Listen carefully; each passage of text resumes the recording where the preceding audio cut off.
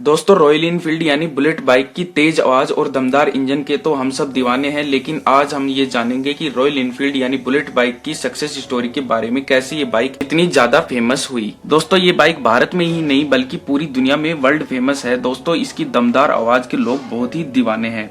दोस्तों ज्यादातर लोगों को लगता है कि ये एक इंडियन ब्रांड है, पर दोस्तों मैं आपको बता दूं ये शुरुआत से एक इंडियन ब्रांड नहीं रही थी। इसकी शुरुआत 125 साल पहले हुई थी इंग्लैंड में, और फिर कैसे चलकर ये आगे एक इंडियन ब्रांड बनी, इसके पीछे भी एक दिलचस्प स्टोरी है। तो दोस्तों आज हम इस वीडियो में सब कुछ जानेंगे। दोस्तों 1892 में रॉयल इनफील्ड बाइक की शुरुआत दो लोगों ने मिलकर करी थी, एल्बर्ट एडी और RW स्पाइट ने। दोस्तों उस टाइम कंपनी का नाम था एडी मैन्युफैक्चरिंग लिमिटेड, जो कि बंदूक के पार्ट्स बनाने का काम करती थी। फिर आगे चलकर एडी कंपनी ने 1896 में एक और कंपनी की शुरुआत की और उसका नाम रखा the new Enfield cycle company. दोस्तों ये कंपनी मुख्य रूप से साइकिल बनाने का काम करती थी और साइकिल के पार्ट्स भी बनाती थी। फिर कुछ वक्त बाद कंपनी को लगा कि उन्हें कुछ नया बनाना चाहिए और उन्होंने 1899 में एक 4 टायर वाली साइकिल बनाई, और फिर उसके कुछ 2 साल बाद ही उन्होंने 1901 में साइकिल पर एक इंजन लगाया और उसको मोटरसाइकिल का नाम दिया, जिसमें उन्होंने मिनर्वा कंपनी का इंजन यूज किया था। और फिर 1903 में कंपनी ने कार मैन्युफैक्चरिंग के काम में भी कदम बढ़ाया, जिससे उन्हें बहुत बड़ा लॉस हुआ। और फिर उन्होंने 1907 में खुद की कार बनाने वाली कंपनी को एक दूसरी कंपनी को सेल कर दिया था। उस कंपनी का नाम था ओल्डेज कंपनी। उन्होंने अपना पूरा ध्यान मोटरसाइकिल बनाने वाली कंपनी में लगा दिया और उनको ज्यादा सफलता मिली 1914 में, जब वर्ल्ड वॉर फर्स्ट के टाइम पर ब्रिटिश वॉर कंपनी ने ऑर्डर दिया उनके लिए मोटरसाइकिल बनाने का।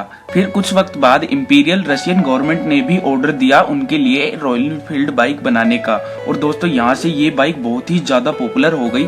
और फिर वर्ल्ड वॉर 2 के टाइम पे ब्रिटिश अथॉरिटीज ने रॉयल इनफील्ड कंपनी के साथ हाथ मिलाया और रॉयल इनफील्ड बाइक प्रोड्यूस करने का कॉन्ट्रैक्ट साइन किया। और फिर वर्ल्ड वॉर 2 के टाइम पर इस बाइक को बहुत ही ज्यादा यूज किया गया। इंडिया में रॉयल इनफील्ड बाइक को 1949 में लाया गया था, पर लोगों ने इसे 1954 में पसंद करना शुरू किया था, यानी कि 1954 में। दोस्तों उस टाइम क्या हुआ था कि इंडियन गवर्नमेंट ने इंडियन आर्मी और पुलिस के लिए इस बाइक को मैन्युफैक्चरिंग करने का ऑर्डर दे दिया गया था। उस टाइम इंडियन गवर्नमेंट ने 800 बाइक बनाने का ऑर्डर दिया था। 1955 में रॉयल इनफील्ड ने मद्रास ऑटोमोटर लिमिटेड से पार्टनरशिप की और ऐसे ही रॉयल इनफील्ड की शुरुआत हुई इंडिया में। दोस्तों मद्रास मोटर ऑटो लिमिटेड ने पहली बार 350 सीसी की बाइक बनाई थी इनफील्ड कंपनी की मदद से। दोस्तों वह इसके पार्ट्स इंग्लैंड से ऑर्डर करके मंगाती थी और फिर कुछ टाइम बाद 1962 में वो सारे पार्ट्स इंडिया में ही बनाने लगे, यहीं पर कंपनी स्टैब्लिश कर दी थी। कुछ वक्त बाद रॉयल इनफील्ड की कंपनी जो कि इंग्लैंड में थी उसको बहुत ज्यादा लॉस हुआ और 1971 में उस कंपनी को बंद कर दिया गया था। पर लेकिन भारत में अभी जो कंपनी चल रही थी वो काफी अच्छी चल रही थी, इसलिए उसको बंद नहीं किया।